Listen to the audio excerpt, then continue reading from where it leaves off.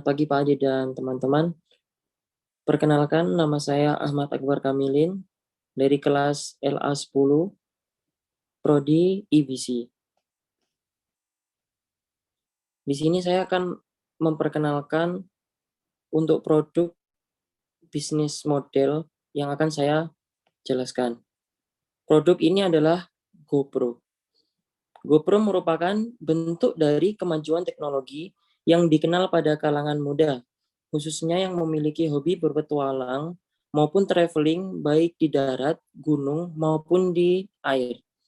Kamera ini dibuat oleh Nicholas Woodman, pemuda asal Amerika yang berusia 43 tahun.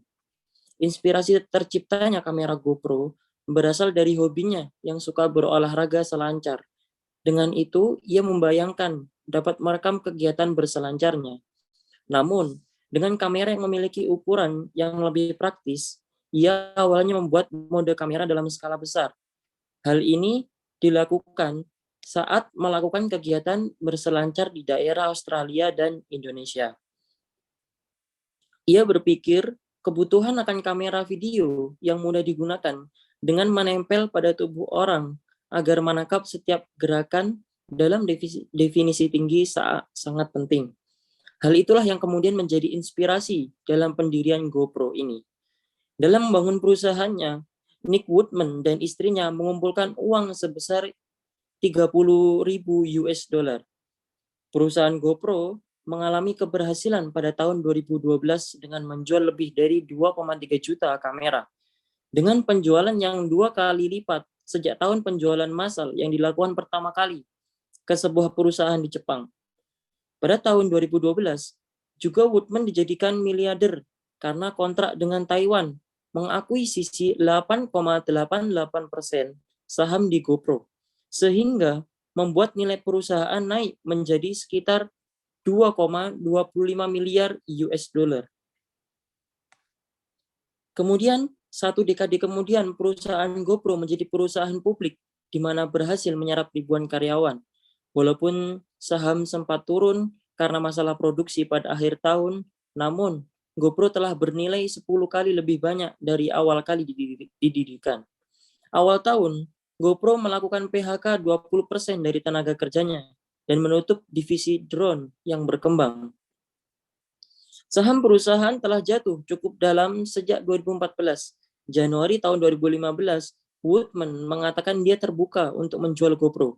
Dengan keyakinan untuk mempertahankan bisnisnya, Woodman meraup untung kedua pada tahun ini. Akibatnya, saham GoPro mulai bangkit, terutama setelah adanya peluncuran produk baru GoPro Hero 7 pada masanya, yang dimana mampu menghasilkan gambar stabil dengan menggunakan teknologi HyperSmooth. Kemudian yang kedua, saya akan menjelaskan tentang bisnis model canvas, pattern, dan environment. Yang pertama di dalam bisnis model canvas, yang pertama adalah customer segment. Customer segment dari produk GoPro ini adalah yang pertama, surfers, atletik, ataupun seorang individu yang ingin mengabadikan gambarnya dengan olahraga sport air mereka. Yang kedua adalah value proposition, untuk membuat kamera yang serbaguna untuk memungkinkan pengguna memasang secara hands-free di aktivitas olahraga ekstrim dan untuk menciptakan pengalaman video digital baru yang dapat dibagikan dengan teman mereka. Yang ketiga adalah channel. Jadi channel dari GoPro ini sangatlah banyak.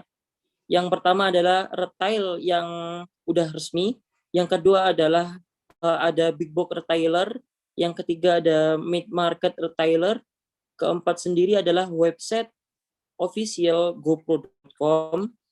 Kemudian ada website, ada email, ataupun lewat chat support, ataupun lewat media afiliasi mereka dan sosial media platform. Nah, kemudian yang keempat adalah customer relationship. Customer relationship dari GoPro ini adalah campuran komponen sebagai pengecer untuk memberikan dukungan signifikan pelanggan. Yang kedua adalah kenyamanan, yang ketiga adalah aksesibilitas, yang keempat adalah petualang kamera aksi. Yang kelima adalah revenue streams. Penjualan kamera GoPro dan aksesoris ini, penjualan kamera rekondisi, pendapatan tambahan dari konten kameranya, langganan cadangan cloud untuk foto tanpa batas. Yang keenam adalah key research, merek dan reputasi, penyimpanan berbasis cloud, tim pengembangan produk, tim teknik, hak milik intelektual, komunitas yang kuat, perangkat keras, dan elektronik. Yang ketujuh adalah key activities, yaitu perancangan, pengujian, manufaktur, produksi, distribusi, pemasaran, pengembangan produk, penelitian, dan inovasi, pelatihan untuk staf mitra. Yang kedelapan adalah key partner, anak perusahaan, sign form, replay and splice, pemasok elektronik, dan komponen produsen di Cina. Penyedia cloud, kemitraan merek dengan atlet terkemuka, situs web yang berafiliasi.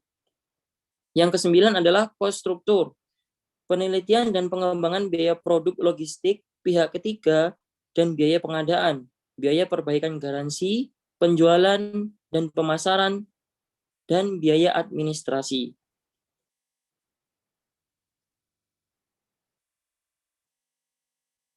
Nah, kemudian kelebihan utama yang dimiliki GoPro adalah dari segi ukurannya yang sangat kompak dan kecil pada kamera umumnya, desain yang sangat kompak dan anti air yang menjadikan GoPro sangat fleksibel untuk digunakan dan diletakkan di berbagai posisi baik darat maupun di dalam air.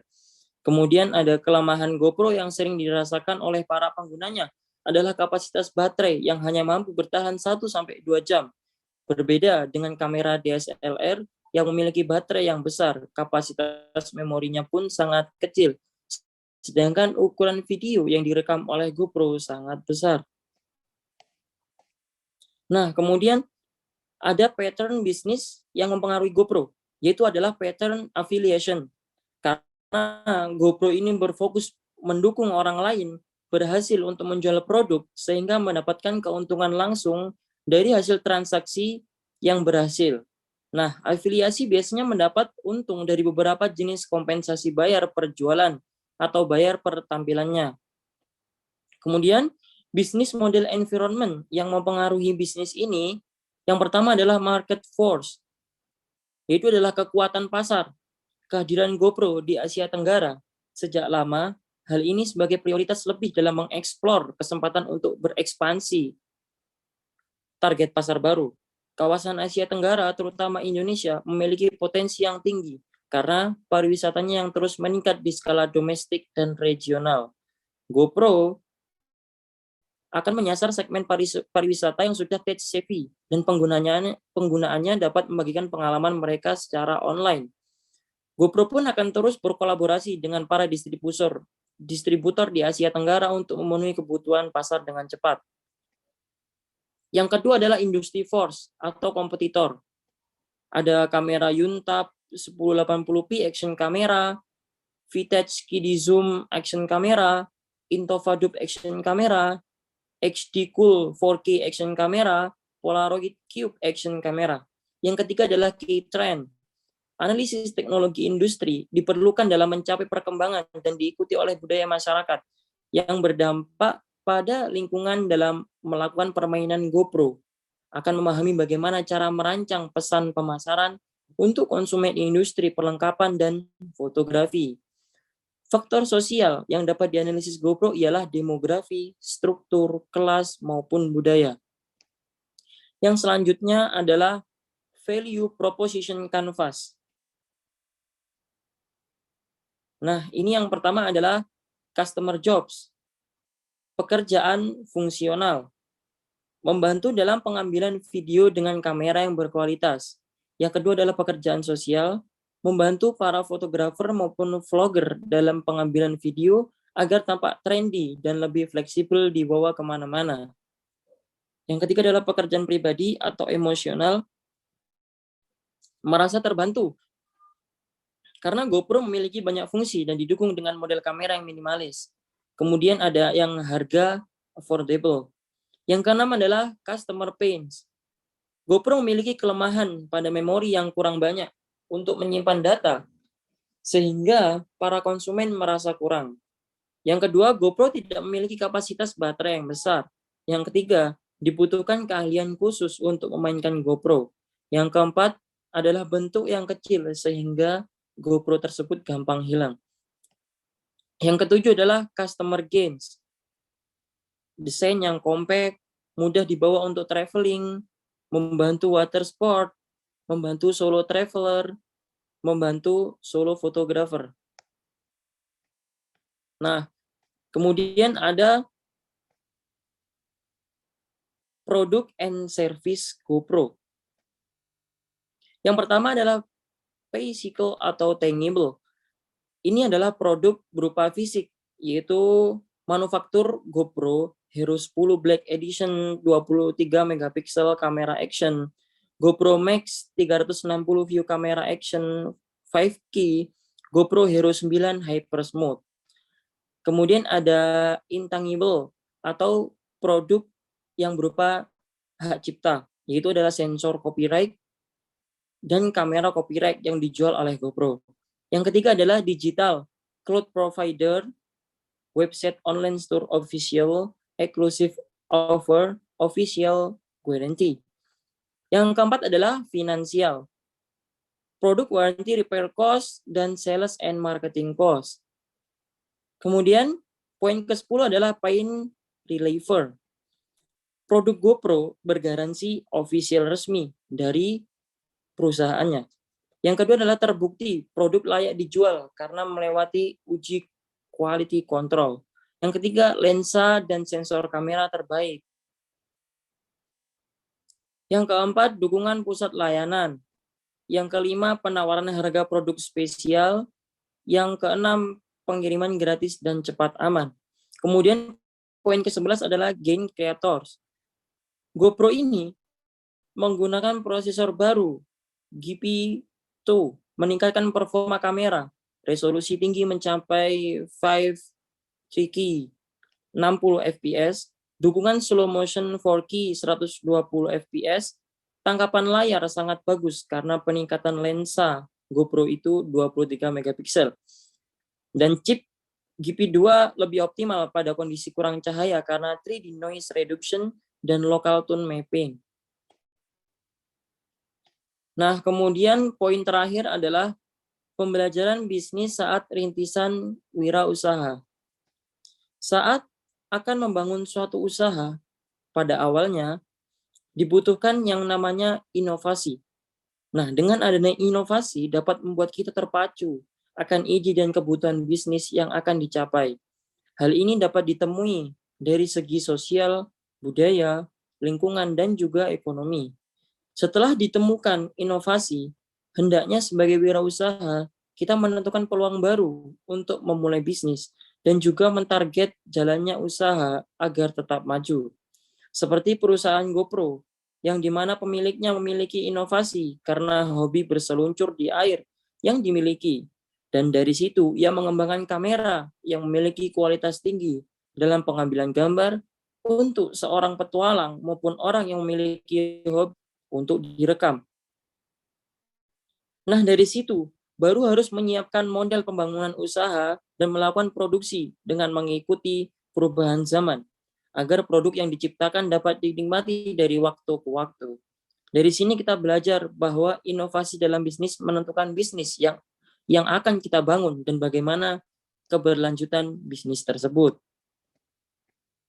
Kesimpulan dari presentasi ini adalah GoPro sebagai perusahaan yang memberikan banyak pilihan produk untuk mereka share ke beberapa market, yang dimana tidak semua produk yang diciptakan berhasil dan bahkan ada yang mengalami kegagalan.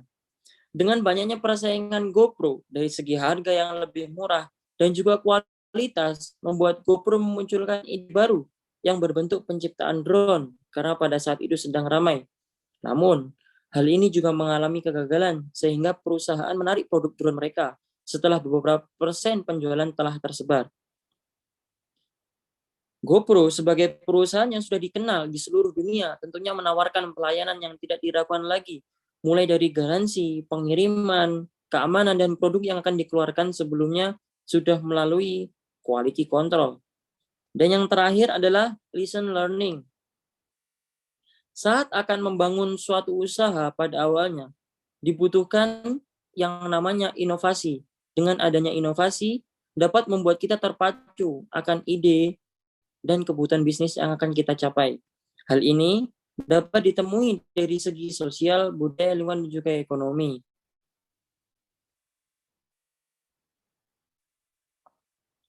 Mungkin ini presentasi yang saya sampaikan, kurang lebihnya mohon maaf. Selamat pagi.